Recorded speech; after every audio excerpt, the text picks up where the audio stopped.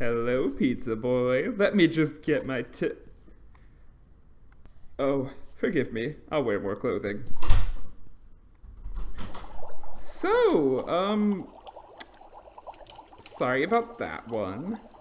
I ordered a, pizza, and I may have, um, you know how it goes. You write in the message. You say, bring your cutest, sweetest, ideally MLM delivery boy, and it's like, who ordered the extra sausage? That can't be me. I'm a vegetarian. Well, I got it right here. Well, come in for a second, of course. Pizza's coming. And I'll also edit the delivery message, of course. Are you hungry? Because I feel like I could gobble down... Let me finish. I could gobble down like an entire wooden box containing French military secrets from the War of the First Coalition. Did you not get that reference? Well, I know what our story this evening is going to be then. Allow me to introduce you to Tarrare. And, well, seeing as my pagan craft sort of wanes in between Samhain and Yule, I think it's actually a pretty good time we dive into a story that's completely, bona fidedly, that's a word, true. And, I'll just cancel the pizza delivery entirely, because as a warning, this story is going to completely ruin your appetite. Fine, I'll put on pants, but name one anthropomorphic fox that actually wears pants. Nick Wilde has that nudist scene. The original Roald Dahl Fantastic Mr. Fox illustration doesn't wear any pants. Welcome to the foxhole at Foxxo Esoterica. I promise I was sober when I wrote this. Welcome back to Foxxo Esoterica, the paranormal drunk comedy podcast that, oh my god, I just realized the opening theme almost sounds like the Angry Birds theme. Can we ignore that and move on? Thank you. I'm your host, Forseti Fox, the Vulpine bard whose legends go hard. Tonight, we're going to be discussing a particularly disgusting legend, an actual true story of Terrar, the French showman and spy who had a particular knack for safely eating 30 pounds of food in one sitting, and who remained 100 pounds himself in weight his entire life. He may have also been a cannibal, but more on that later. Tonight, I am joined with close friend from my theatrical days back in the States, Doug, aka ThePinkPunk on YouTube. I recommend you check them out. I'll post a link in the description. We'll introduce them in a bit, but I did want to point out that I don't have too much in the lieu of housekeeping today, but I do want to point out, just as a general content warning, this episode is going to feature a large amount of gross digestion facts and a tad bit of body horror, so if that is not within your comfort zone, you are totally fine for skipping out on this episode. But without any further ado, let's go off script and segue into the introduction of the guest in a way that I forgot to write. So yeah, little TBH, to be honest moment with Forseti Fox. I'm gonna get a pop mic, I'm gonna put some tapestries on the wall, I'm gonna soundproof this apartment, but the audio on my end on this episode needs love because of the architecture of the building. And so, as a warning before the episode starts truly, I'm gonna be very echoey, if you couldn't already tell. Welcome back to Foxxo Esoterica. Tonight I have a guest from college and a very close friend. Allow me to introduce the illustrious and amazing Doug. Say hello, Doug. Hello. Hi. How's it going? I'm doing all right. How are you?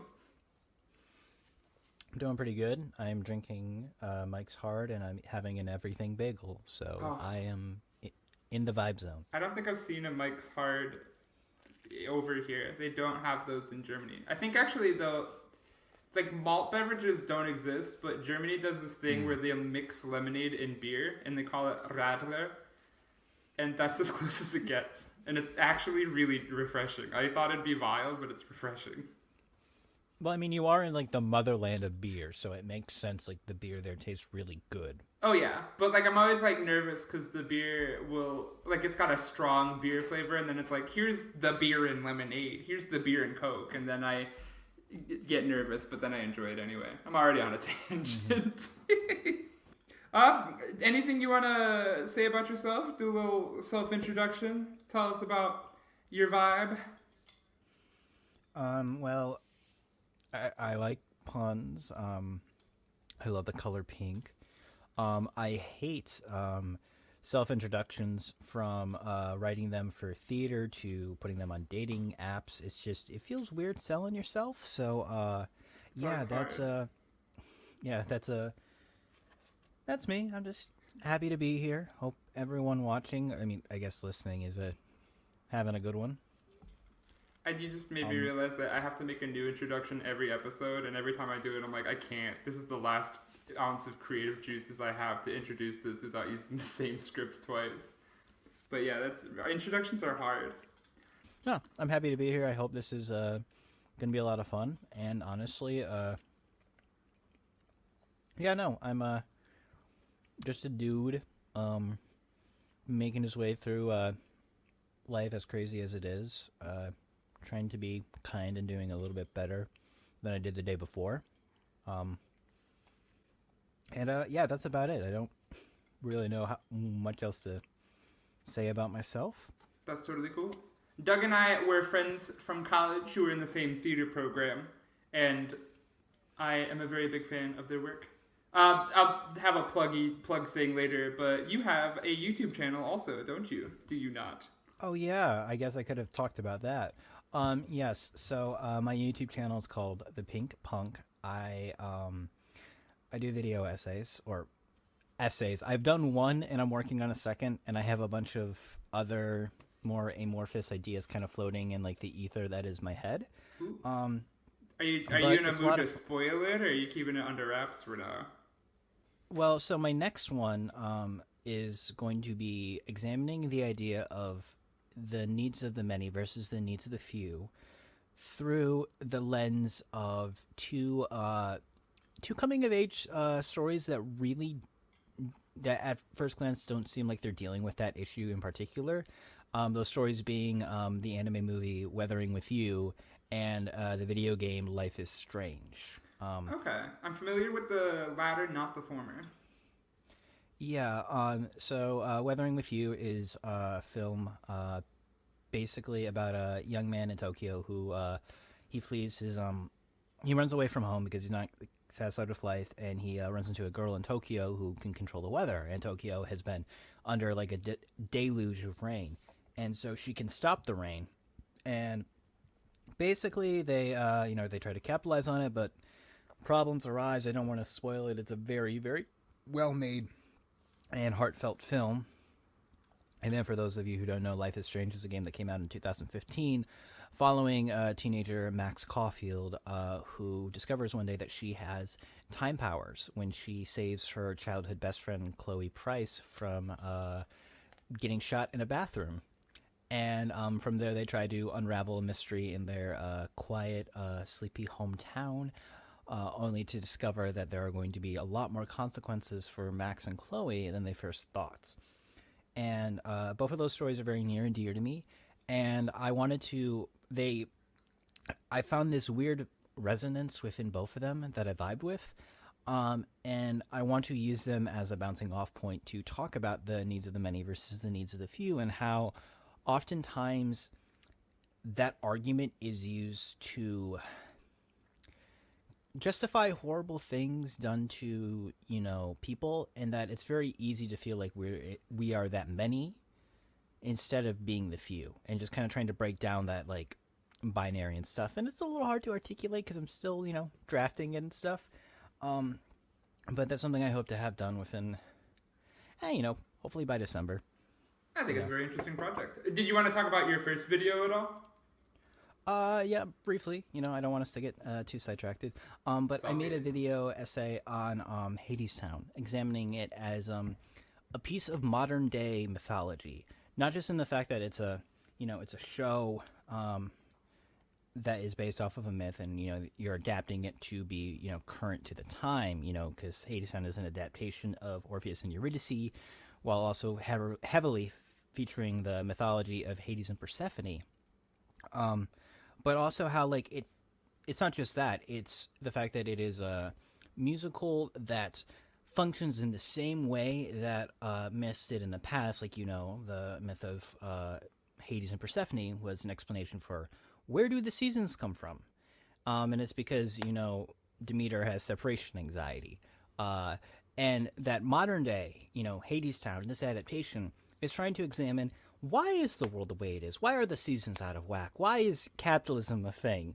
And that Hades Town, both textually and subtextually, is functioning in that way, trying to provide like a tangible kind of satisfying human answer for why is climate change a thing. And, an example is, well, it's because, Hades and Persephone, whose, loves brought the season, they're so out of whack that the seasons are in accordance going crazy and stuff. And it's basically, an examination of that and trying to understand what it can tell us by this. Not just, listing examples of here's how Hades Town tells us why the world the way it is, but also trying to see what we can glean from that if we read the story in that way.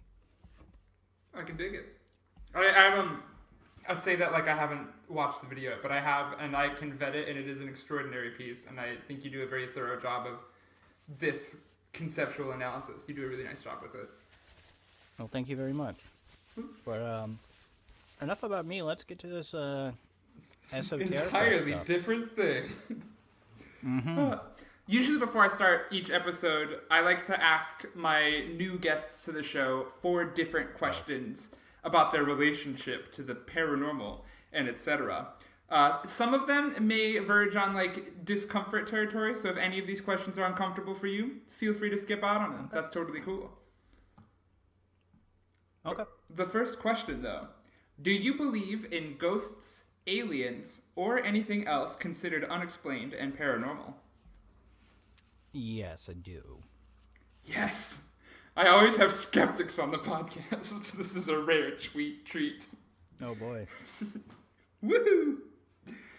Let me know if you need me to go into more detail. Oh, yeah, totally go into more detail if you want to. Like, if you believe in ghosts or not aliens, or aliens and not ghosts, or etc. I think it's a statistical probability that, not a probability, a certainty that aliens have to exist somewhere in the universe. Whether they're intelligent or not, I don't know. And the thing with, like, ghosts and more, like, esoteric, like, spirity stuff, I don't know if it's, like, a tangible, like, Ghostbusters thing, but I definitely think that, like, there's more to us than just, this, like, mortal coil that we carry around. Agreed. And I think we do leave parts of ourselves behind afterwards. Like, I don't know if it's a conscious thing. Like, I don't think, like, our soul or whatever it is that makes us is left behind necessarily. Like, I don't know if I would believe in that. But I do say, like, there's more to the universe than what we know.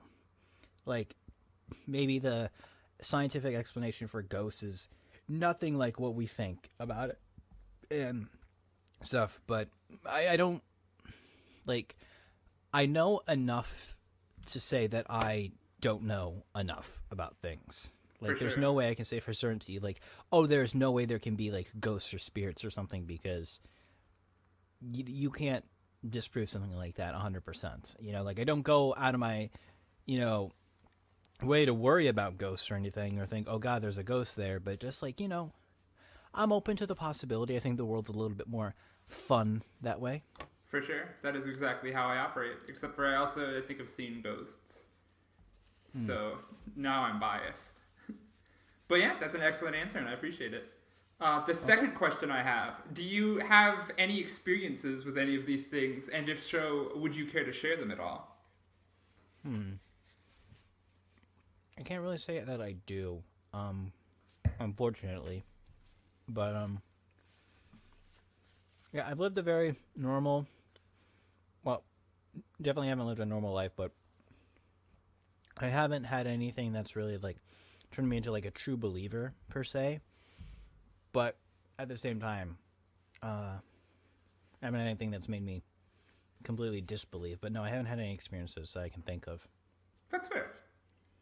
That's a good answer. To like come up with that answer instead of trying to come up with one on the spot is definitely a noble pursuit. Well, yeah. I mean, I think it'd be a boring podcast if I was just trying to lie, but... For sure. Also, I've never lied on the podcast. I think literally last episode I was talking with my guest and I was like, what if I just made up a story? I'm bringing it up now so the audience is aware that it might not happen. Don't worry about it. The third question I have is, do you follow an organized religion or spiritual practice, or are you more agnostic-minded? / does the existence of the esoteric and paranormal line up with your religious and/or scientific and/or agnostic beliefs? So, I would say that, well, one, I'm not religious. I don't follow any organized form of, like, faith or belief. And, like, because of that, like, my whole thing is that, I definitely probably put myself more on the agnostic, skeptic side of things, is that I believe that belief is a very powerful thing, and that if a bunch of people around me believe something is real, then it might as well be real, because that's the reality that I'm surrounded by. And, like, I find myself, like, whenever, like, I visit, like, a different religious temple or something, visiting a friend or going to a wedding or anything like that, it's, I find myself, like, like, I'll just, bow my head, being, like, trying to be respectful to whatever deity there may or may not be there.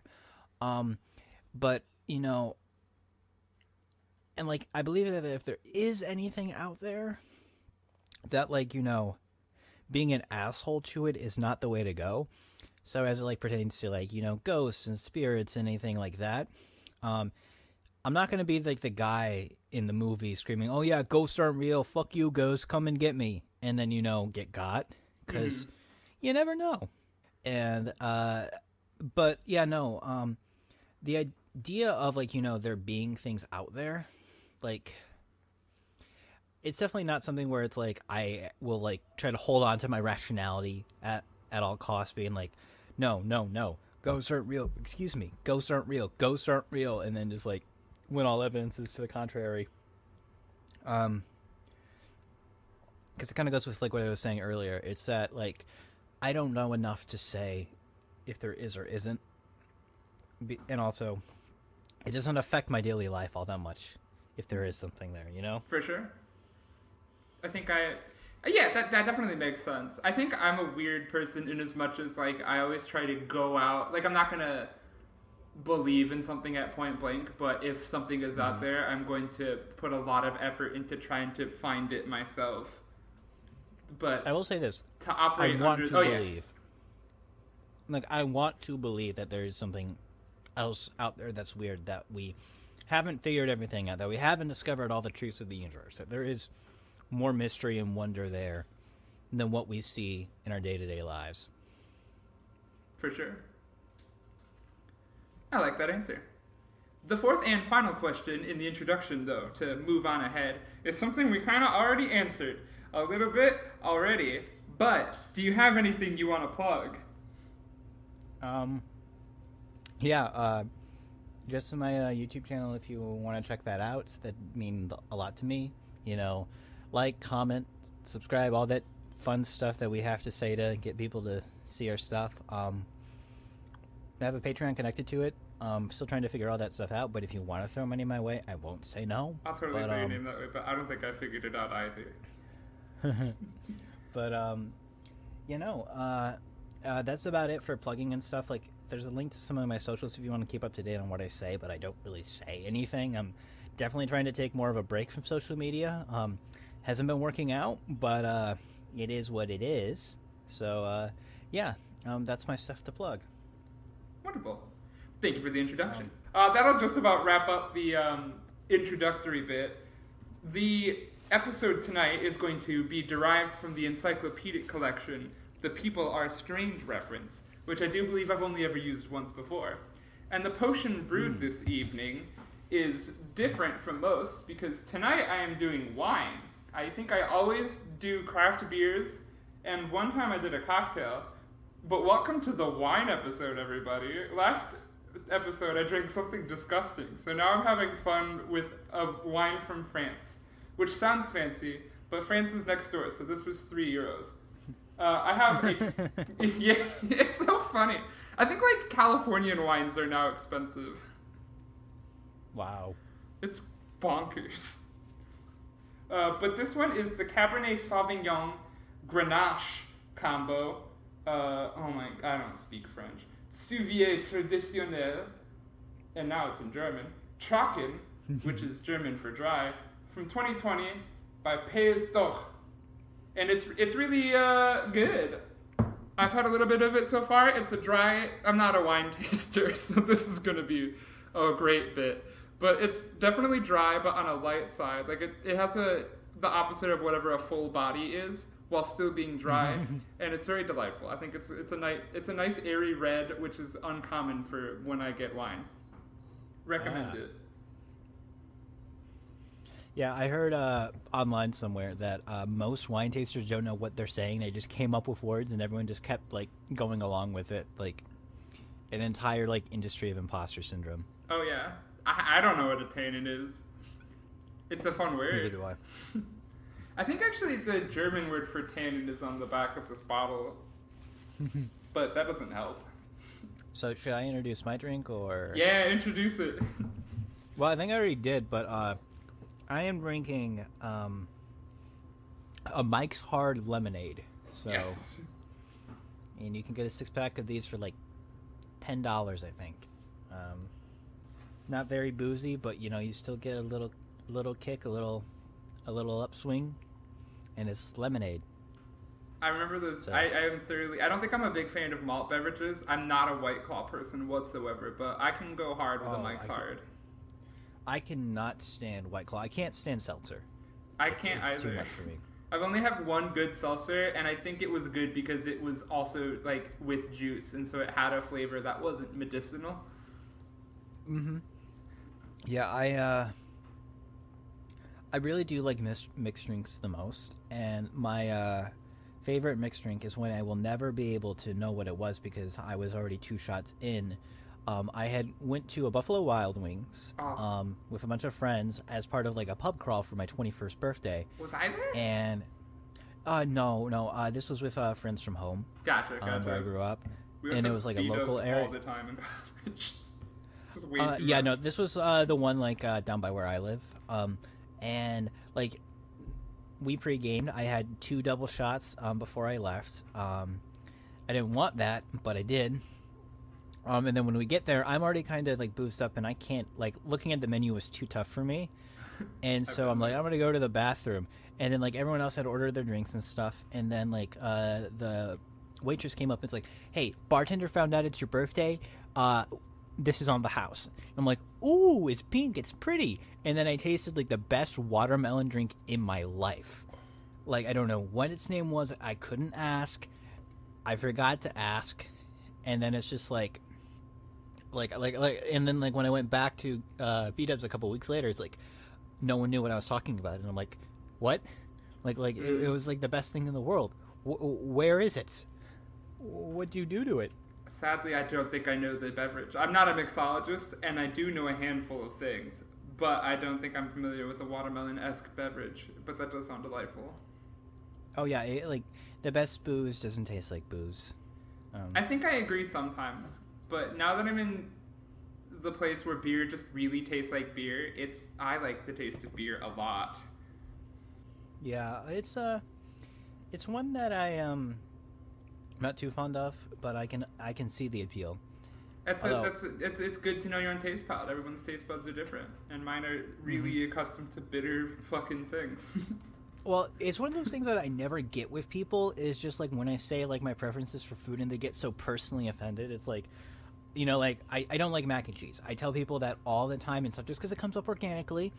Mm-hmm. And it's just like they get so offended, like I'm going to take their mac and cheese and throw it in the garbage. It's just like, no, I don't want a cup. I don't want like a plate or a bowl of this. I don't like it. I think it's kind of gross. And it's just like people will get so territorial over the things they like. It's just like, okay, you don't like it, you don't like it. Just move on. For sure. I think I lost the privilege of being able to critique people's taste buds when I became a vegetarian, because anytime I bring up, I don't know if that tastes good, I'll get shut down immediately. They'll be like, okay, well, you don't have a food group, so shut up. I feel that. I cannot get militant about taste buds. Without further ado, speaking of taste buds, I'm about to ruin everybody's appetite with this story. Thank God I finished my bagel then. Yeah. But without further ado, here's the introductory bit. 1788, Paris, France.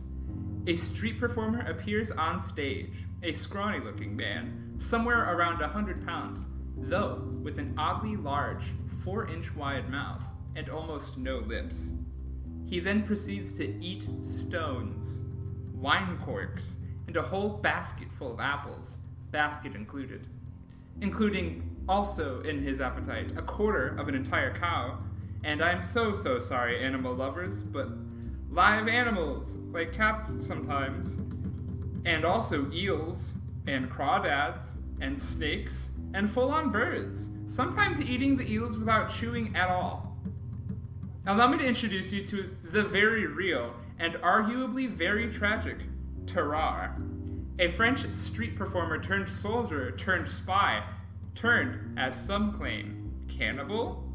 He's a medical anomaly who was constantly hungry no matter what he ate, and very able to consume pretty much anything set before him, with varying degrees of digestional success.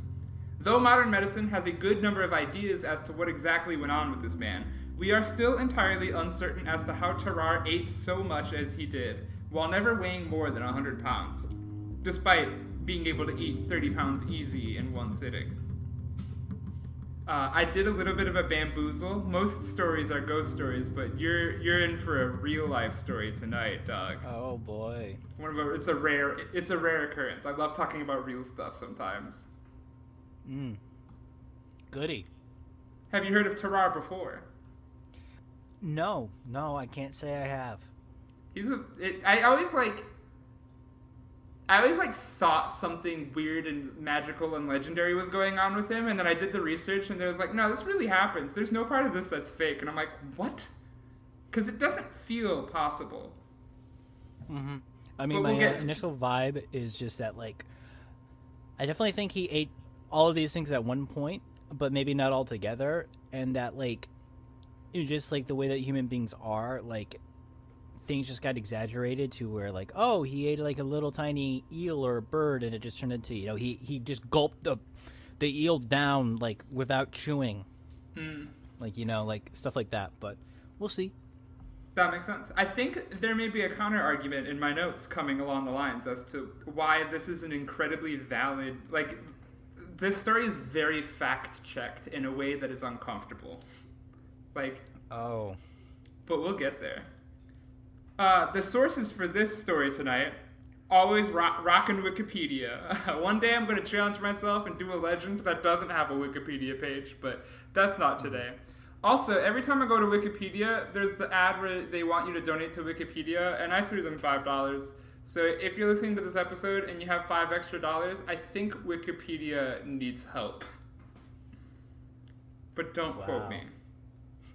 Wikipedia is just in a constant battle to try to keep ads off their websites, because if you go from, like, Wikipedia to, like, any, like, individual wiki for, like, say, like, a fandom or something, you will see why they want to keep ads off their website.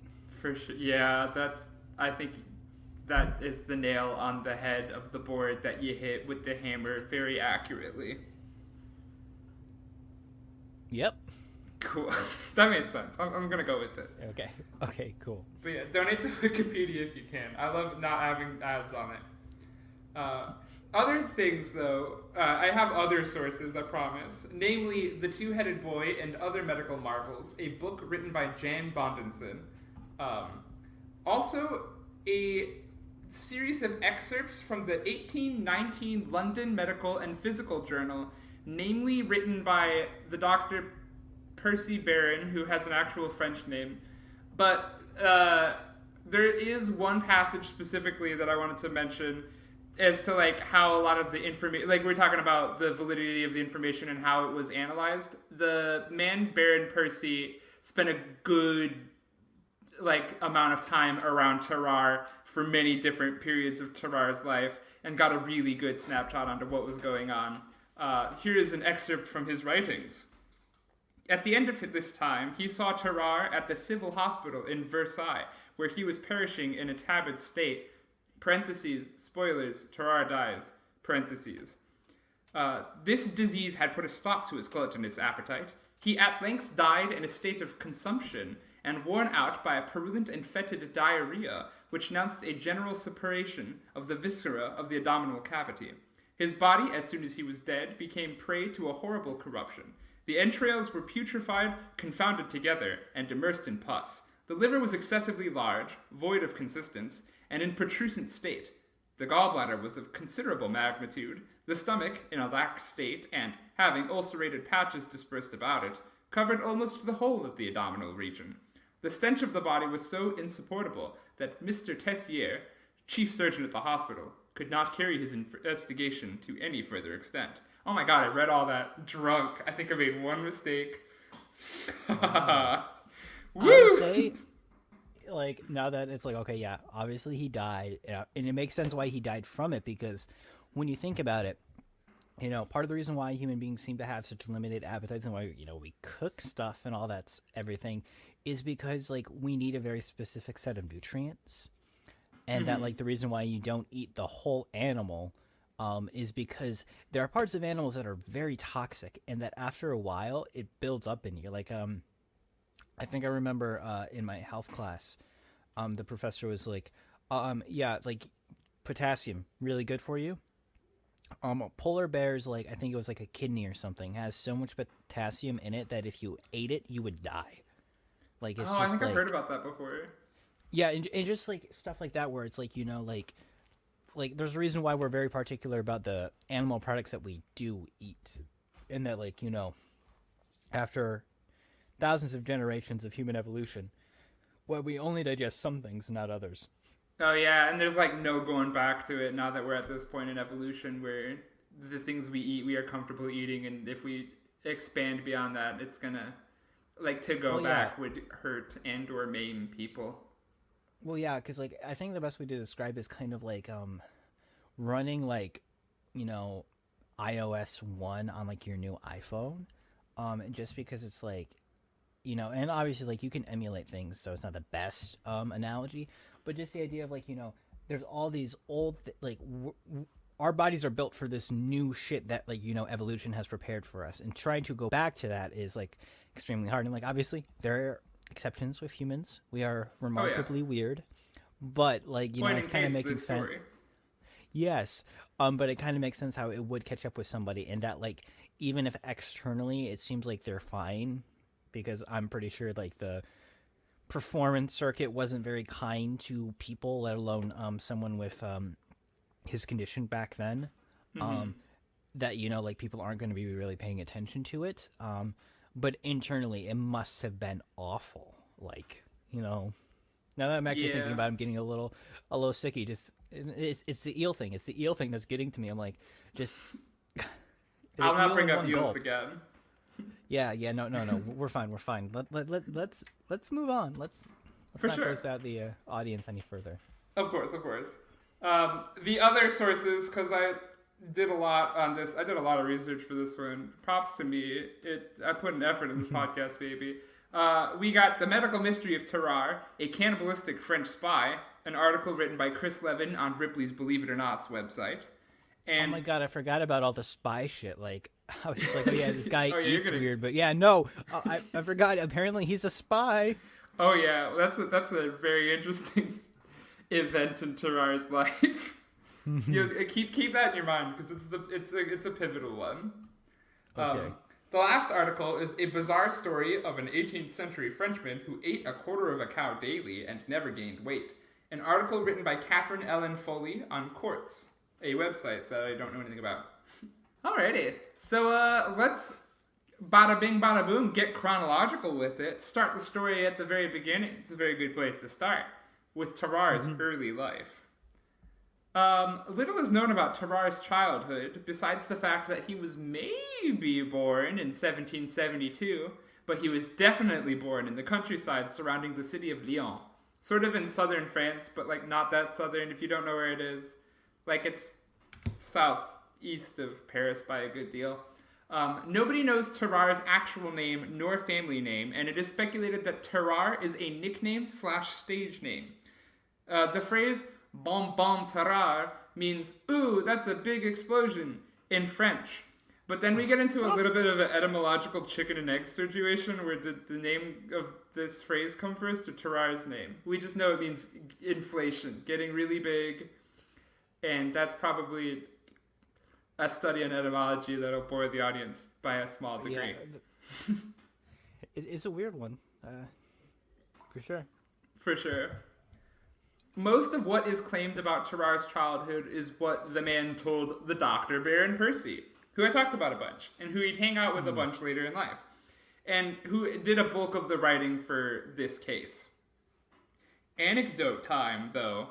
Apparently, Terrar had an ability to eat, quotes, a quarter of a bullock, that's a cow, and still remained the size of a child, actually smaller than usual. I think he was a little bit of an underweight child, but he still ate a quarter of a cow. Wow. And he also claims that he was regularly able to eat up to his own weight in food. Damn. So he was born with whatever's going on. This being rural France, though, in 1772, the peasant class had a very little land to farm on, and food was expensive. And then they'd have a little revolution 2 decades later. More on that. So allegedly, Terrar's family kicked him out of the house when he was a teenager because they were just physically unable to afford feeding him. Damn. So from this point forward, Terrar is on the road and homeless and performing for money. Yeah, I guess that's I guess when your whole gimmick is like eating things, it can be kind of efficient to be like a traveling performer. It's like, hey, watch me eat literally anything. Give me all the food you have and I will eat it. Like, I guess it can kind of like, it helps, like it's... Kudos to him for taking the ailing situation he was in and turning it into a way to help facilitate it. Like, if I perform for money and perform by eating weird things, I will not starve to death. Yeah, like, it's just like he's taking the starving artist bit to, like, the next logical step. So, props to him. In a very literal sense. Just incredibly literal. Mm-hmm. The OG starving artist. We're making all these jokes about it now, and they're just going to be like, yeah, no, he ate people. How do you feel now? You know what? I'm going to say it, okay? Are you ready for a little bit of a spoiler? It's sure. Not like a major spoiler. There's allegations that Terrar ate a toddler, but I'm a Terrar apologist, and I don't think he did it, because there was never an official investigation, and it's all hearsay, and I am a Terrar apologist. So the eels and the birds, totally, but the toddler, that's when you think, okay, now that's a rumor. That's because then now we're slandering his name. Like, if you eat an eel, that's impressive. If you eat a toddler, I don't think that's unimpressive, but I would rather you didn't. Fair enough. So I assume there's more to the story? A lot, yes. Okay, let's go. There's a large portion of things that happen before we get to the toddler. But here we are. The next section of the podcast is Terrar the Performer. Thus, he began to roam France as a beggar / thief / performer to find enough food to satiate his odd medical ailment. He sometimes traveled alone, and sometimes with other vagabonds or thief types, or prostitutes, as one article claims. There is an obvious joke here, and I'm not going to make it. He did eventually join a Commedia dell'arte traveling performance troupe, where he both acted the pantomime commedia roles, but then did his eating a lot of things stunt as like a warm-up and then afterwards. He was 17 when the troupe made it to Paris, and then that is the point in which Terrar met up with a Mr. Percy, whom I mentioned before. Percy actually would watch Terrar do like a lot of the things that are claimed. The passage is about he's eating flints and corks and a lot of apples And the thing that I said I wasn't going to talk about anymore, that is like the information that gets repeated on every article, because that is like straight up coming from Baron Percy's writing. Like, he witnessed it happen and is an actual like medical professional that wrote a lot of medical documents. And so the validity of this story is crazy, because like Baron Percy is like, I'm studying diseases, and now I am also like he was a very I'm studying this disease of man. There's something wrong with him. He was really just watching Terrar like, something's new is happening with him, and I have to figure it out, because what? The thing that's wild to me is just like that for such a long time, like people were just like, hey, this person's fucking weird. Come pay like, I don't know, like 10 cents to watch him. I don't know. I don't know if that's like was a lot of money back then and stuff. Like side and it's like stuff. You know, like, and obviously we feel like a little squeamish about it. It's just like, oh man, it feels so wrong to exploit a person for entertainment like that. But then, like, that's just what we have on TikTok and Twitter and Facebook and stuff. Just like videos of just like the dumbest people, and we laugh at them because, what idiots.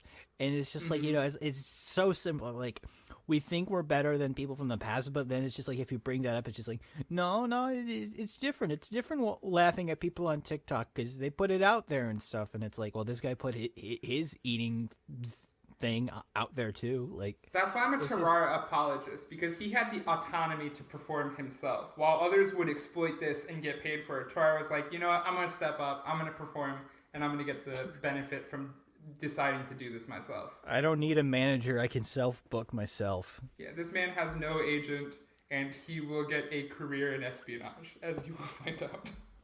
Yeah, let's move along, because we've been I'm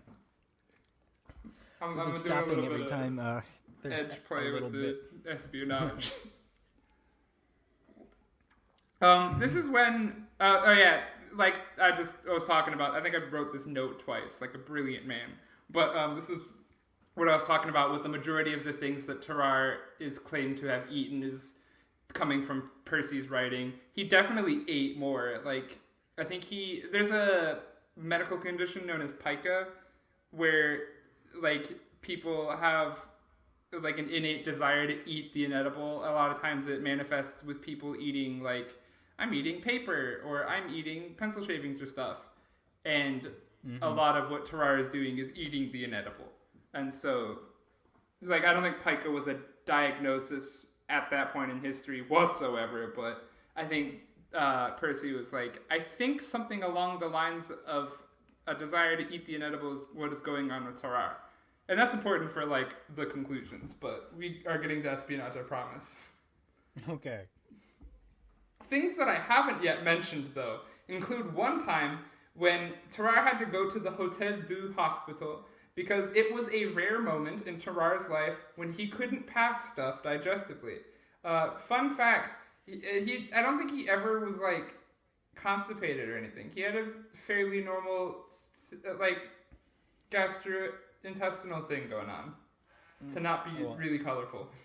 Up to a point, I mean. Yeah, up to a point. There's moments like this where it gets tricky and he has to go to the hospital. The surgeon gives him a powerful laxative, and he was able to fully recover from that bout of indigestion. Wow.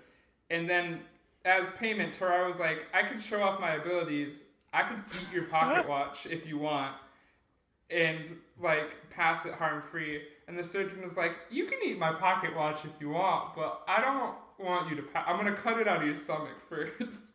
And Terrar was like, never mind, I'll pay normally. Oh, wow. Fun anecdote. Another thing that he did was one time he ate an entire meal prepared for German laborers. And I think a majority of that meal involved curdled milk paired with 2 bowls of hard pudding. But he ate like 8 servings of that. Because I think German laborers were like, you couldn't do it. And he was like, watch me. Yeah, I mean, it's a little gross to think about, but I think, like, the thing with, like, curdled milk is that, like, as gross as it is to think about, it is technically edible. Oh, yeah. Like, you know, and, like, people didn't have much choices back then, and that, like, they were getting authentic milk from a cow and not real, like, not like our, you know, the mass-produced stuff that we get these days. So I don't know why I'm defending him, but, like, you know, I'm a Terrar apologist. I guess this is Terrar apologist. I think it's like the rational part of my brain trying to be like, no, he's not that crazy. He's not that crazy. You know, people had curdled milk back then. You know, there has to be some like, you know, logical like some part of my brain's like, you know, like come on. He just try to make him as normal as possible, and I don't know why. You might be but onto like something with that because they're in France, and I don't know the most about French cuisine, but I think they do things like I'll eat a snail. So I don't think I trust them. I don't trust French cuisine. I think they do things sometimes because they're bored. Mm-hmm. Well, and also like our milk food might be a delicacy. Our food tastes, our palates have changed so much in the past couple of years. So, but the French's might not have. Well, I will say that for you and your European beef. But yeah, I don't want to. This is not the views of Germany. This is personal and American. Okay. let's move on to the next anecdote for us to immediately sidetrack. I love France. Here's a subject change. That's actually what I wrote in the notes, but not the I love France. I'm gonna stop talking. I ruined a moment. Well, you have to talk. You have all the notes. I can't do it. I don't think I've ever done an episode where I did a collaboration with another podcast, but I also think they wanted me to prepare a story, so I've never been on that side of it. You have to improv. Mm-hmm. I have a script. I'm so sorry. It's fine. Let's just go on then. Yeah, you keep making me not do tangents, and I'm like, how about this tangent? What did the guy look like? Terrar? Well, at first blush, he's a scrawny 100-pound dude with longish, wispy blonde hair and a really wide mouth. However, he had a few other things going on with him that looked particularly bizarre. If he hadn't eaten the amount of food he needed to eat, which is a lot of food, his skin would sometimes hang low with visible flaps, as described by Mr. Percy, as a large deflated balloon. He also had invisible lips, and if one looked closely, you could see that Terrar always had stained teeth that just were never unstained. And he also smelled as though he lived inside the decaying Tupperware in the back of the Grim Reaper's fridge. Yay, metaphors. For one, he was constantly sweating and very hot in body temperature all the time, just because whatever was going on made his body temperature just exceedingly high. No, like I like just like the normal meat sweats can kind of suck, you know, but just like just like all that stuff, like not cooked, not prepared. Yeah, no, like man, like I knew a guy who couldn't sweat physically. Guy was a great sport about it and stuff. But I met him at cross camp and stuff. And like when he was running, he had like a bandolier of water bottles that he would just have to throw on his body every couple quarter miles or so just to keep himself from like overheating and stuff. He was a pretty decent runner and stuff. But like I'm thinking of that guy, and now I'm thinking of this guy being the exact opposite, where instead of like no sweat at all, it's like I'm sweating all the time. Yeah, and I think it was like because it's just a biological condition. Like he just keeps sweating because I think his body regulation his body temperature regulation is out of balance. Oh, I bet. That being said, he also decided to eat a lot of weird things, and so he had a habit of burping and farting all the time. I used the funny words. I'm very sorry.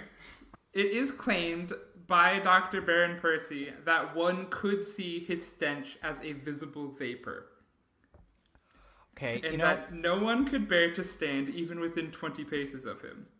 Here's the thing. I was going to save this for later, but I want to ask, I'm assuming you did your homework on this, but did Baron Percy actually get a doctor's license, or did he just go around saying he's a doctor because... He got his doctor's license. He wrote in the medical journals in London and then also France, but I think he participated in the revolution. So. Oh, okay. Well, you see, like I was just like I'm trying to piece together everything, trying to find out trying to find like the underlying story here. Just like I could chalk that one up to colorful expressionism in language. Yeah, because this is the French we're talking about, that's their language. I'm just like maybe this Percy guy's just lying, trying to make a buck, but I digress. Continue. That's it. No, that's a good point. That's a good angle to approach this with.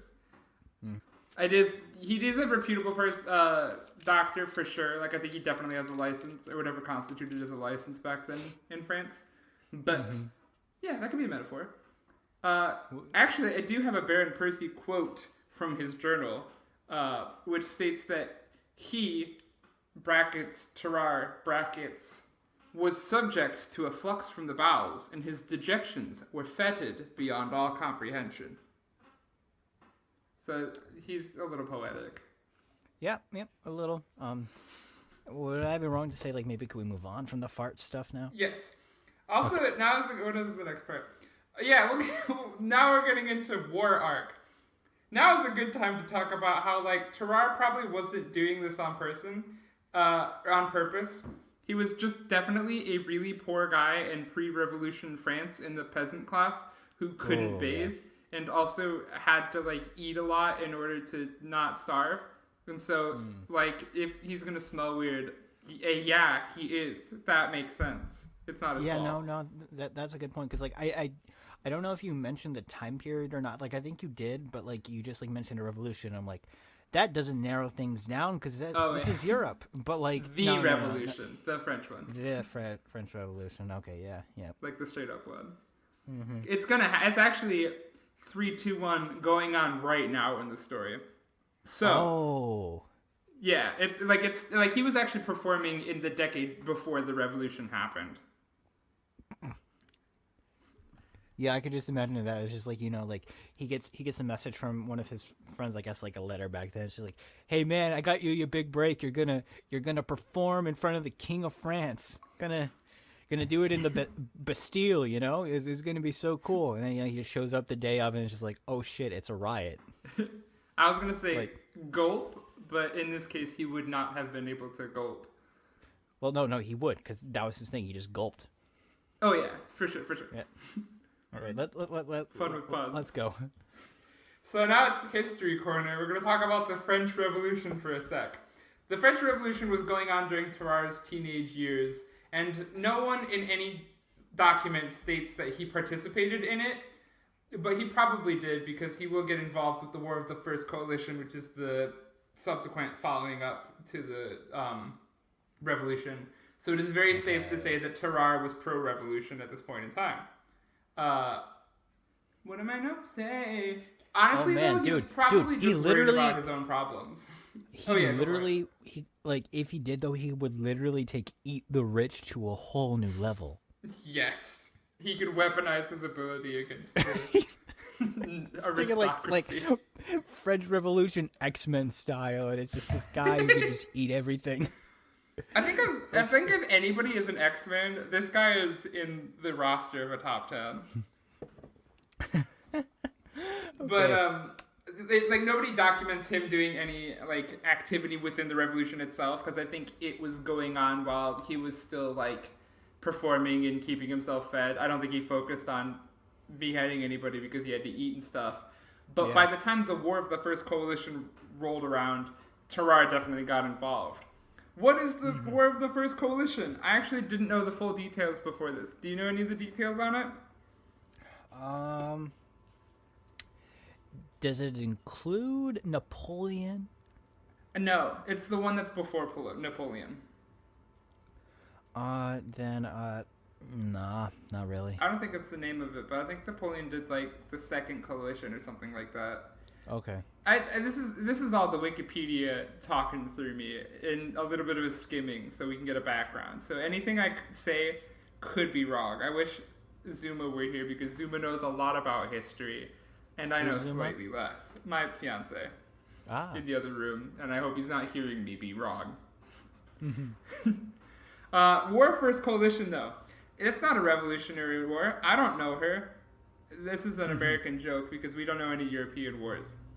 Well, besides the World Wars. Well, when the lower class was doing the French Revolution and executing nobles and such, fun stuff, the Holy Roman Emperor Leopold II, Mary Antoinette's brother. Also, FYI, Holy Roman Empire is pretty much just Germany, and it will become Germany soonish because the Holy Roman Empire might not be around for that much longer. And his good friend Leopold, the king, or Leopold and his good friend, the King of Prussia, Frederick William II, were hanging out with a bunch of noble-type people in Europe, and they were nervous about the revolution kind of going well, and the aristocracy people getting their heads removed. So Frederick and Leopold, along with a bunch of escaped French nobles, made a statement known as the Declaration of Pillnitz, wherein if the French people hurt the King Louis the 16th, that's a Roman numeral and it took me a second, or his family, including Marie Antoinette, there'll be a war. Longtime fans know where this is going. Louis and his family, including Marie Antoinette, got their heads cut off, and Leopold, not thinking that they were actually going to do that, had egg on his face and was like, well, I made that declaration and everything. I have to go to war now. Fuck. The assembly in France actually decided to just declare war first. They're like, we don't care. We're not fucking around. So in 1792, they're like, hey, Leopold, we're gonna get you. We're France, and we don't give a fuck anymore. We just killed the nobles. Watch out. And so this is the War of the First Coalition. The coalition being the aristocracy of Europe being like, oh, fuck, the French. And this is where Terrar jumps into the story in a really weird and stupid way. It is at this point that Terrar decides to join the French Revolutionary Army. However, this proved to not be the best idea, because the military rations weren't enough for Terrar to not starve to death, even when he was allowed to eat the amount of rations set aside for 4 soldiers, which didn't happen every day, to be honest, but still. Taking a sip. Yeah. Sip taken. Terrar took side jobs and did his performing thing in the meantime when he wasn't doing the military stuff to get more money and food. And at some point, he just ended up eating a lot of garbage all the time. And Percy was like, I'm sorry you have to do this, bro. Percy is a revolutionary. He is also involved with the French, the assembly in France doing revolutionary stuff. So it's not like, I'm the rich Dr. Percy and I'm watching this man do his thing. He's like, we're revolutionaries, bro. I don't have any money right now. I'm so sorry. Wow. Yeah, Percy's cool. I'm also a Percy apologist, even though he didn't really do anything wrong. So I don't know what I'd apologize for. Despite all this, though, Terrar still ended up passing out from exhaustion one day when he was taken to a hospital at Soultz-Halt-Rhin.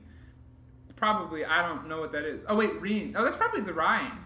Oh, I'm really close to the Rhine. Okay, so I think we're on the Rhine now. I didn't notice that before, but now I do. Okay. The Rhine is a river in the area where I live, and it is close to where I am.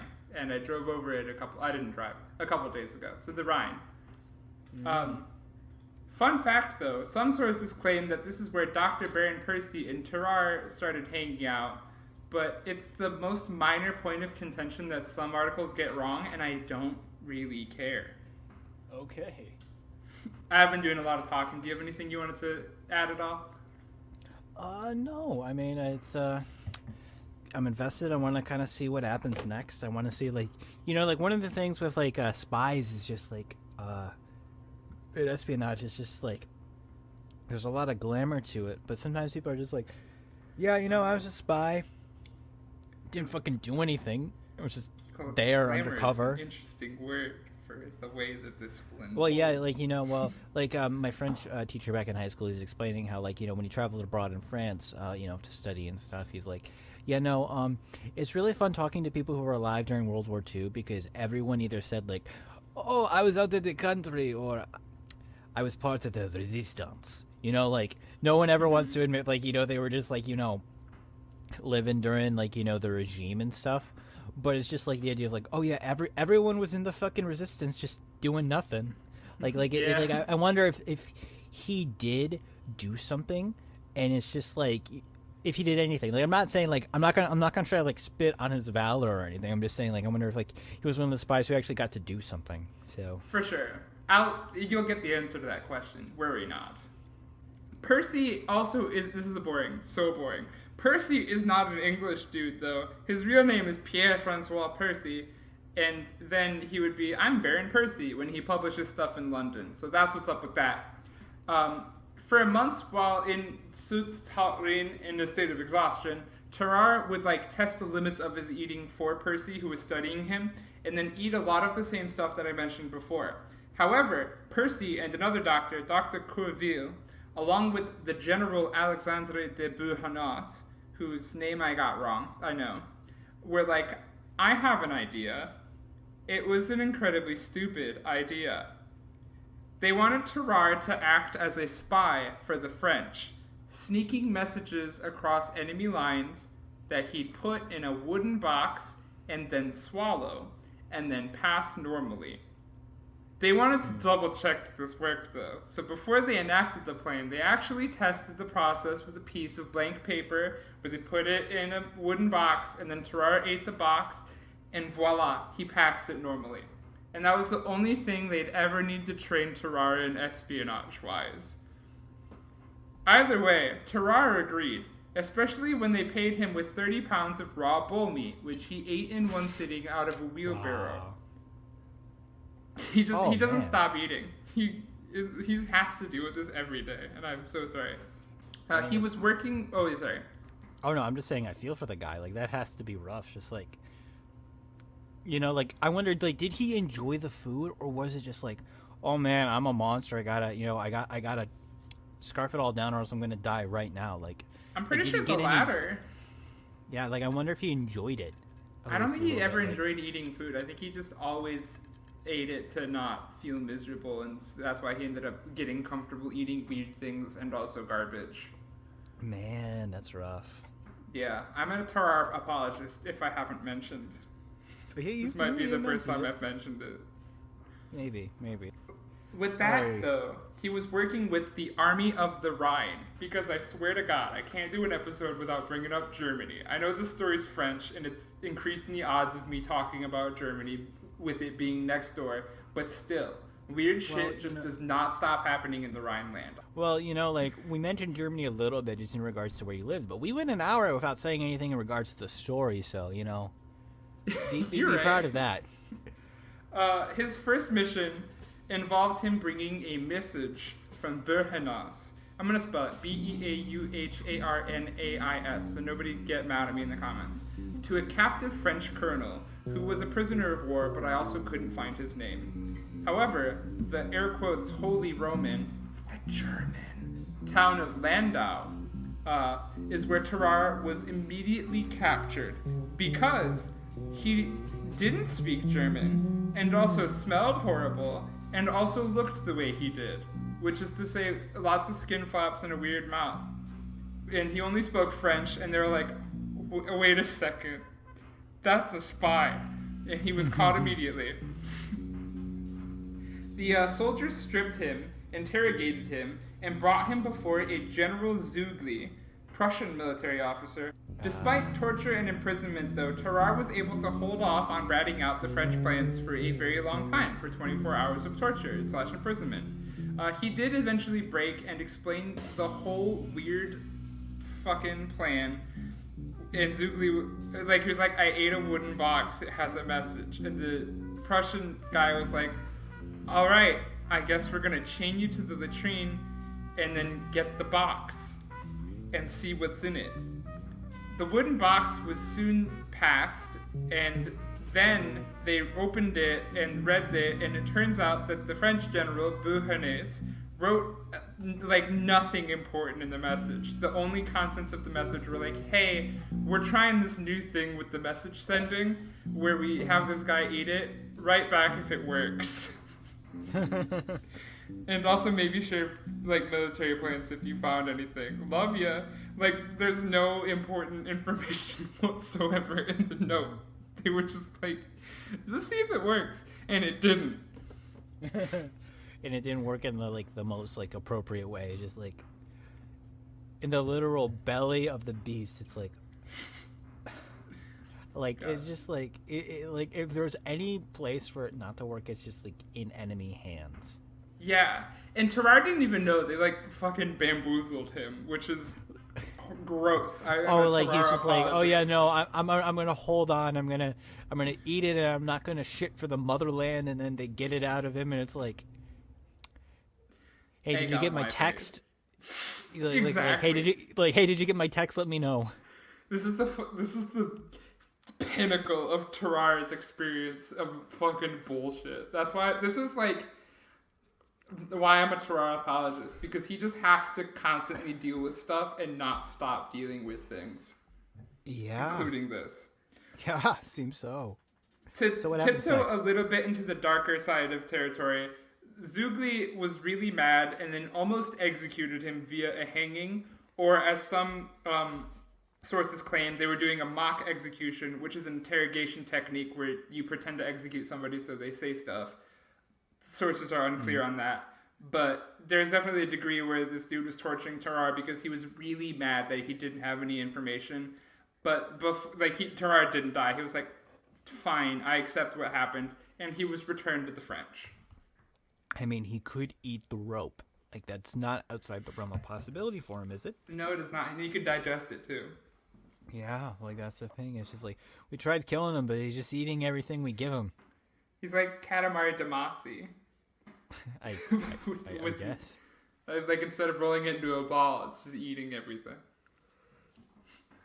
I don't know if you got that reference. I feel like I had that on my face. I did not get that reference.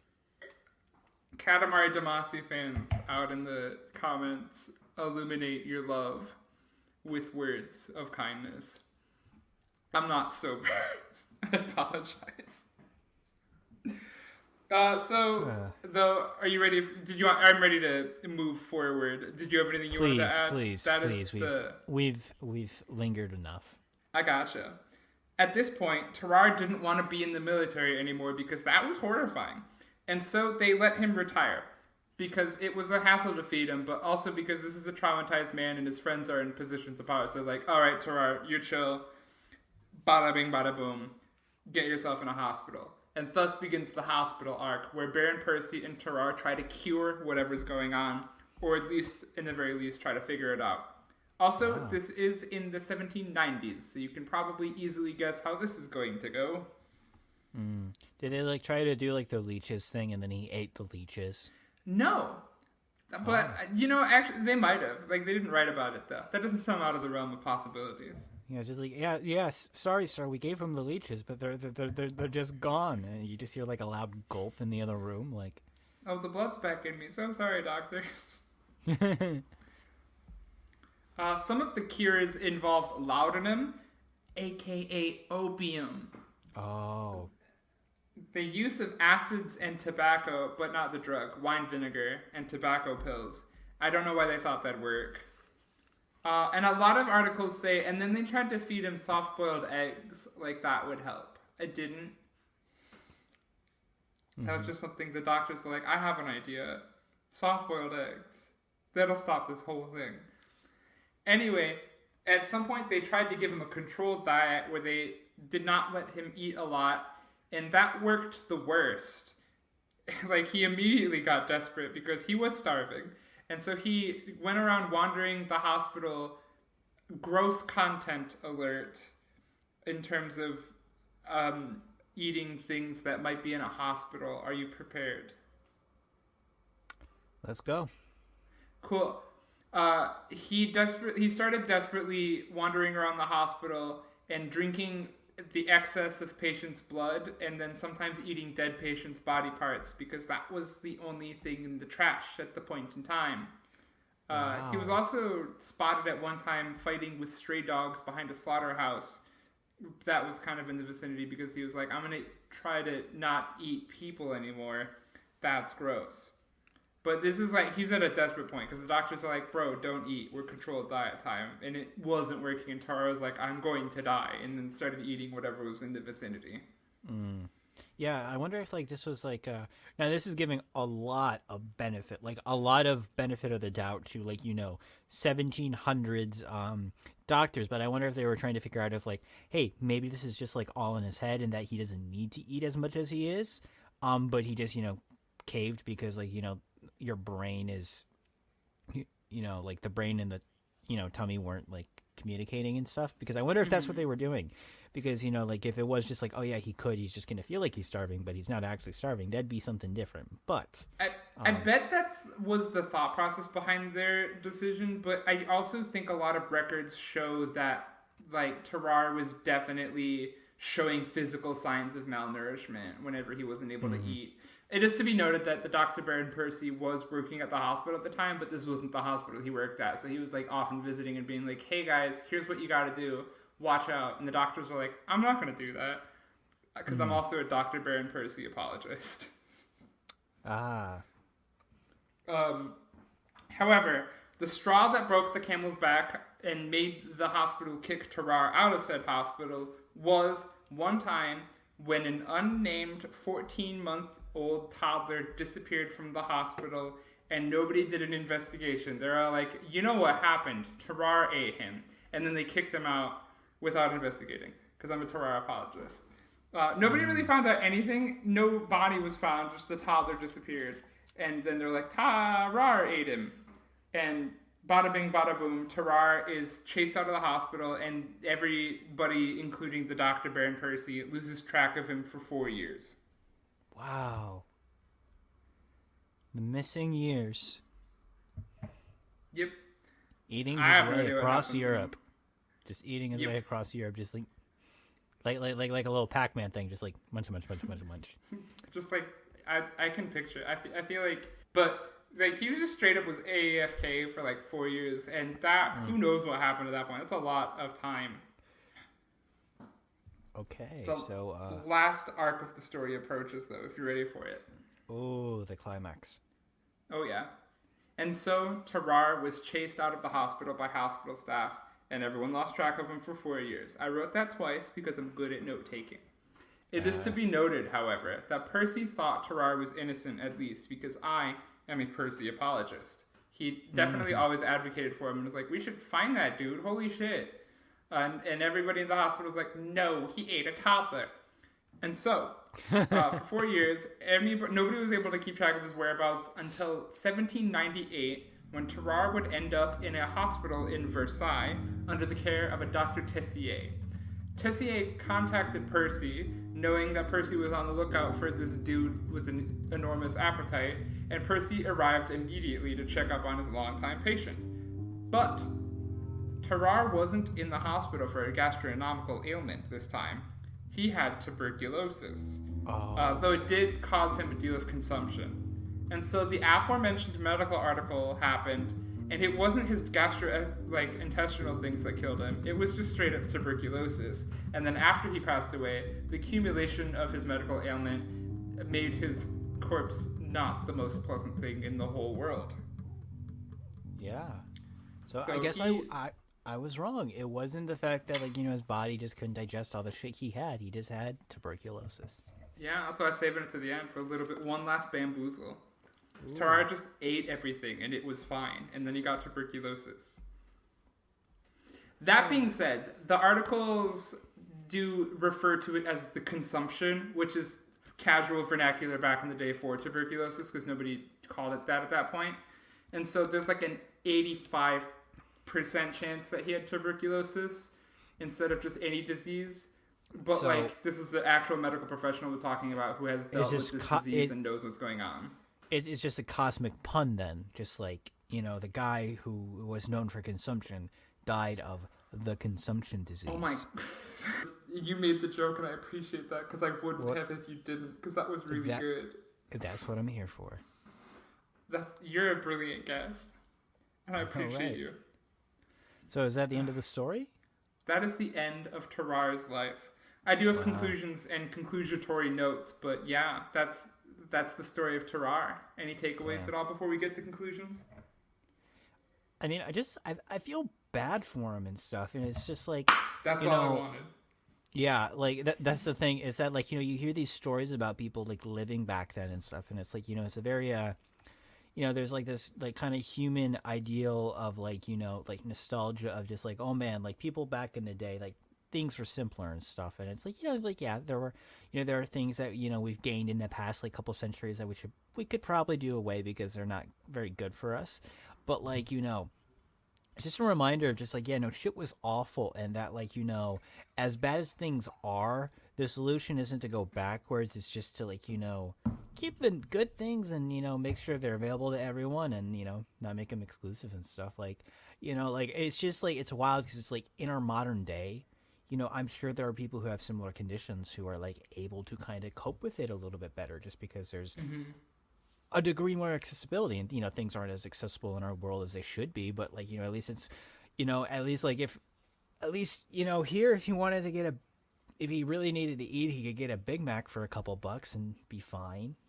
For sure. And they're we even have diagnoses. That was a word. We even have diagnoses. I'm going to just roll with it.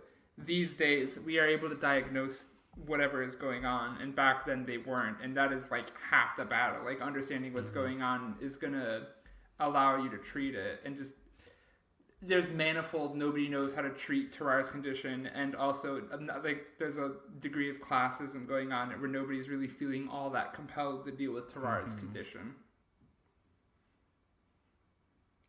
Totally. It's it's just as funny as it is to look back on, just because I think reality is funnier than any story could be. It's also kind of horrifying and sad to think about it. It's just this guy just was dealt L's constantly, and it wasn't even the eating that did him in. It was tuberculosis, this really awful disease back then. Yep. Damn. Terrar is absolutely. I respect the fuck out of him, and I'm so sorry that he had to deal with all he did. And I don't think he ate a toddler. Yeah, no, I was gonna say, it's if he did, there'd have to be something left behind, even if it's just blood or something, Yep. Because I'm not gonna get into it, but it's just there'd have to be some remains. I don't think there is a clean way to eat a toddler.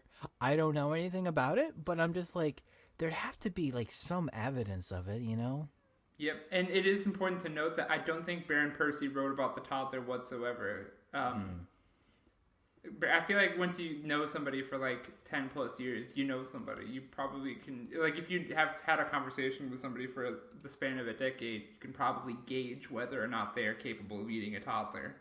Yeah, I mean, well, you never know. Who knows? Maybe he took the toddler with him across Europe and raised him as his eating apprentice. I doubt that, because the instigating factor of him leaving the hospital is them accusing him of making the toddler disappear. But I like that concept. Yeah, just adding my own twist to the story for the scholars in the future. But I appreciate it. I think it's really good insights that I had not considered, and I like them a lot. All right, so you said you had some concluding things. Bada boom. Causes? So a lot of people have been discussing this for a long time because it's very interesting, and medical people are we didn't have the means back then to test it, but with hindsight and records and Dr. Percy's writings, maybe we could figure this out. First thing I do want to bring up, though, is the concept of Hickham's dictum, which is something I was unfamiliar with before I read this article. But are you familiar with Occam's razor? Oh, yes. I'm familiar with Occam's razor. It's that the best explanation is the simplest. Oh, yes. Right. Hickham's dictum is the opposite of this. It specifically applies to the medical field. The dictum follows as patients can have as many diseases as they damn well please. It's named after somebody whose name I did not write in my notes. So apologize to Hickam. But he is a first name. This is something from the 70s. Well, you know what? That honestly makes a lot of sense because... Yeah, your body, it's it's not there's it's not like a computer with USB ports, it's just if you can endure, you can get a lot of shit, I guess. Oh yeah, Terrar most definitely probably had multiple things going on instead of just one, and that is the concept in which I will indulge. What are the things that are going on with Terrar, though? Everybody's favorite, tapeworm, or some similar parasite. Probably the first go-to idea, especially considering that Terrar was a poor person who also ate a lot of raw meat in the 1700s very often. So tapeworm will happen with that quite easily. And there's a 99% chance that whatever Terrar was doing in the first place got augmented by a parasite. Yeah, no, that would make sense. It would, Oh yeah. Oh no, I was just gonna say that it's just like there's that like I was a bit earlier trying to be like rational, like trying to be like, oh yeah, no, maybe Percy's making shit up, but then it's just like like I'm like you know showing just like how far removed we like view those times and stuff. Like we don't actually try to understand like why you know like the people who would be in like the like the quote unquote freak shows, like why they were the way they were. Like obviously like there's scientific explanation, but we still kind of other them naturally and stuff. And it's it's I think it's kind of important like as a person to be like, oh yeah, no, like even now I'm like, yeah, like there has to be something really unexplainable about this guy, but then it's just like, oh wait, no, yeah, tapeworms, duh. Like sometimes we just want to leap to that like weird and unexplainable thing because it makes it, I don't know, easier. That's maybe? what drew me to the story. I was like, something weird is going on. It can't just be a normal thing. But the concept of Hickham's dictum makes me paint this in a very easier light, where he probably had tapeworm and a different thing going on. Totally. Other theories that doctors have posited about Terrar's condition is that he had an enlarged hypothalamus, which is a part of the brain. That part of the brain regulates body temperature and also registers when you're hungry. So maybe that happened. According to articles, so don't quote me, so that being messed up would make, this is me reading from my notes, because I think I formatted this in a way where I cut out a sentence that is pivotal to me understanding the thing I wrote. Moving on. There are other brain parts. Yeah, okay, I think what I'm gathering from my very well-written notes is that the hypothalamus helps you regulate hunger and body temperature, and maybe it was enlarged and it got broken. The other brain part is the damaged amygdala, which does pretty much the same thing. Or perhaps hyperthyroidism happened, which is not a brain part, that's the thyroid gland, but it does pretty much the same thing. That's the worst note I've ever taken in Foxxo Esoterica. I don't know what I just said. Okay. Well, if you want to, we can try to figure it out, or we can move on to the next part. I can move on to the next part. Brain part got big, and it makes you think weird.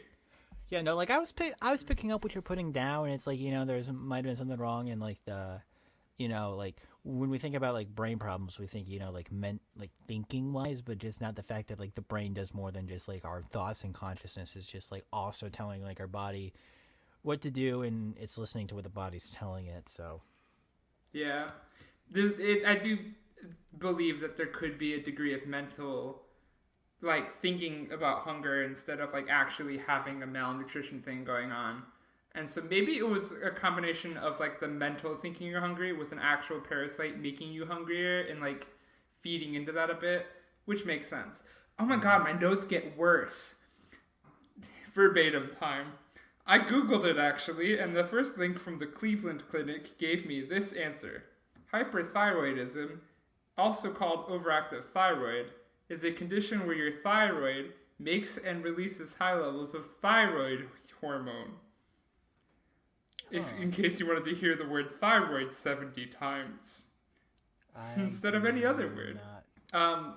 The other thing, okay, back to the notes that make sense. I think I was talking about pica earlier, which is the psychological condition where people are drawn to eat things that aren't food. And some speculate that there is a degree to which that features into this case. Unrelated, but also really interesting anecdote. These latter 2 points are conditions experienced by Michael Letito, who is a French performer. But this person is from the late 20th century, who even survived to the 2000s, although I do believe he passed away within the last 15-ish years. Michael Letito was a man who experienced pica and the ability to digest and eat things that are inanimate objects because of a high stomach acid and very thick intestinal lining. He is a performer also, and over the course of 2 years, he ate an entire Cessna light aircraft, which is a small airplane. He ate the entire thing. We got a Guinness World Record for it. That's a lot. Yeah. Shouts to Michael Letito. I think you're cool. God, It's like somebody brought it up in an article because like, oh my gosh, what's going on in France to make people eat weird things? But I feel like that's a case of. do you think like the French like developed these people in like a lab and they're just like, yes, we'll release them out into the public and then everyone will think our French food is normal. And they will make the worst spies of all time. Yeah, like, do you think that like that's the goal? It's just like, okay, we'll have these outliers so that way people stop giving a shit for eating slugs and frog legs. I hope that's the case because I can't justify eating snakes and frog legs, despite the fact that I'm a vegetarian and I can't make like a good argument against it because I can't make a meat-based argument without getting it demeaned. Very fair, very fair. Your opinion is valid, though. I appreciate it. I think that's fun, and I think that the French should stop doing it, though, because I think it makes people suffer. Yeah, definitely. So do we have any other thoughts that we need to get out? I just totally realized that there's one last part of this, but I'm going to blitz through it because it's 2 paragraphs, if you will indulge me. Sure. Charles Dahmery. Who's that guy? Weirdly enough, there was another guy in the War of the First Coalition who went through something extremely similar to Terrar, and his name was Charles Dahmery. But it was a less intense experience inasmuch as he starved less and had it at a lesser degree, so nobody talks about it that much, especially since he didn't have a doctor friend that wrote about him all the time. But here's the brief story. He was a man from Poland who also ate a lot, but joined the Prussian army during the War of the First Coalition. Funny enough, he wasn't getting enough rations from the Prussians, a la Tarrare, and defected to the French army at one point, where I think they gave him more food than they gave Tarrare, but not enough. Probably they learned from Tarrare. He also exhibited a voracious hunger and sweated a lot, though his case was far less intense in as much as he didn't show physical signs of malnourishment when he didn't eat. His story also mirrors Tarrare's in that this doesn't mirror his. He was captured by the British Navy at one point and sent to a prison in Liverpool wherein they experimented on him a bunch, and then they lost record of him because they didn't have like any records of his death or anything. He just kind of disappears from the public record after that point. Charles Dahmery. That was a dude, apparently. Yeah. This happened twice in the same time period. Yeah, it's interesting. I wonder if like... I feel like they weren't... Like, if they were like... around each other, I feel like people would have had to put them up against each other in like a contest. Like, yeah, I'm kind of glad it didn't happen. I feel like they would suffer just a little bit. Yeah, no, but I know people in the army, they would get all over that stuff, and I'm assuming, French army people from the 1700s are similar to army people from today, but one can only assume. I do want to bring up the reason that Charles Dahmery does not feature more into this episode is because, I think I mentioned this, but he doesn't have a fun doctor friend to write about his life's escapades, so the records on him are far more sparse. That makes sense. And could not constitute an entire episode. But yeah, that's all the notes I have. We did it. We discussed the story of Terrar. We have our opinions on it. We have gleanings of the situation in which you've gone through. That was Kramer, and I think that we tackled this case quite nicely. I'd say so. It was interesting. I learned a lot about I feel like it's just that like he's not so much a weird dude as it's just that like the world around him wasn't ready for him. Exactly. That like I think in a more modern day setting he'd probably do great on TikTok, but like it's just. It is what it is. Yeah. I think it's also something that is a part of history, because if there's a degree of like malnutrition coming from the diet being less than great because the peasant class in France was not the most like well-fed class of all time at that point. Mm-hmm. Yeah, I think that his case is particularly unique because it's like a mental condition combined with a socioeconomic condition that we don't see nowadays. Well, yeah, like I think like maybe like the malnutrition of that, like the stuff he did eat just didn't help at all either. So it's like, it's definitely I feel bad for him and stuff, and that's all I want to hear because I want everyone to be a Terrar apologist. Yeah, he's Interesting story. You can't help but just kind of laugh at the absurdity of it, but ultimately kind of a sad dude and stuff. And I hope anyone alive today dealing with what he does is able to get help and stuff. For sure. Just don't eat any babies and you'll do fine. I don't have the resources to help you, so do not refer to me for any medical information. Yeah, no, all of our talking has just been the talking of two performers. We are not doctors or anything. Indeed. I don't think I know what a amygdala is, and I'm staring at the word in my notes. Well, that's that. We're on the cusp of closing out. It's hard to end an episode where I'm talking about something real.